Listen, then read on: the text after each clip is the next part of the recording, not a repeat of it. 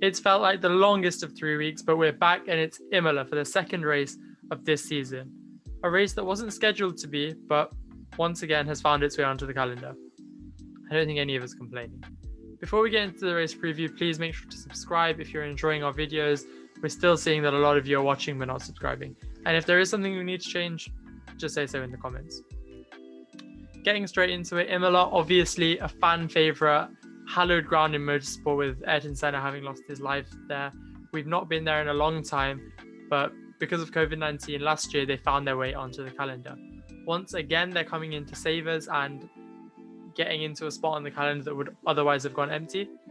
And it's looking like it's going to be a very good race. With last weekend's, well, not last weekend, I wish it was last weekend, the last race being fiery between Red Bull and Mercedes, we're hoping for more of the same this time round. Head versus the young pretender. We've got Max, we've got Lewis in what looks to be equal-ish machinery, if not Max having a little bit of an edge over the Mercedes at the moment. Can Lewis hold him off again? Can Max really get on top of that Red Bull to really stick it to Lewis? Well, it's all to play for this weekend. Throw in the fact that it looks like we might be getting some weather in and it's going to be a classic, hopefully. We're not jinxing it. But we know Max is great in the rain. Lewis, possibly the rain master. It's going to be a fight. And then what goes on behind them is going to be quite interesting as well. We've got a midfield that somehow seems to be quite shaken up. McLaren finding massive gains with that diffuser, and AlphaTauri, the now sister team, looking like they might dominate. They had a shaky weekend last time out, but maybe they can get on top of themselves for Imola.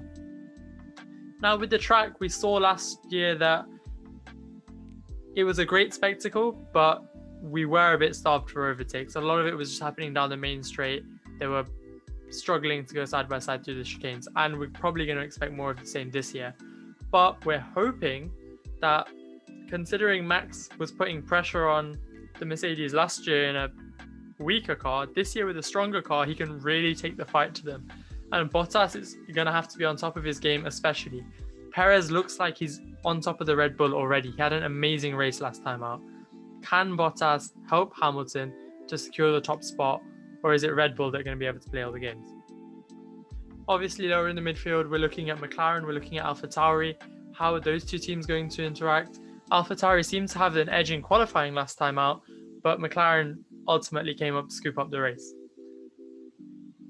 Gasly is a proven driver. He can do it.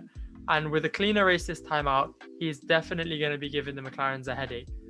It's all on Tsunoda now to prove himself. We've seen he's got the pace. We saw it in preseason testing and we've seen it in the practice sessions. He just couldn't get a lap together for qualifying. He's had these 3 weeks, maybe a lot of simulated time, to get on top of the car and to really fine-tune his driving and his driving style in that car. He's going to have a few more practice sessions to do at Imola, but it's whether he can pull it all together on the day. He's got the pace. We just need to see if he can do something with it. Alpine didn't have a great start. The Bahrain Grand Prix was atrocious for them. Same goes for Aston Martin. Although we know that Aston Martin's issues are going to be coming from the fact that they are now running a low rate setup to copy the Mercedes in essence, and that's not gone well for them this year, and it's not going to go well for them this year. On the other hand, Alpine, who left last year with a really strong car, we don't really know what's happened to it. It's in very capable hands, and we're just going to have to see whether they can get there. Looking down to the back of the grid, Haas have said that this weekend is their last upgrades for the year, so it seems to be clear that they're sacking this year off in favour of next year. So I guess for Mazepin, go longer than a minute into the race, and for Schumacher, just enjoy a time out there.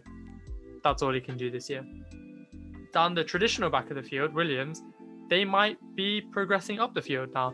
They had a strong race in Bahrain in terms of reliability and just getting the laps in, but it wasn't as exciting as we'd hoped. We knew that they weren't going to take a massive step. They were never going to be heading the midfield, but we were hoping to see maybe George mix it at the bottom of the midfield. It didn't come off that way.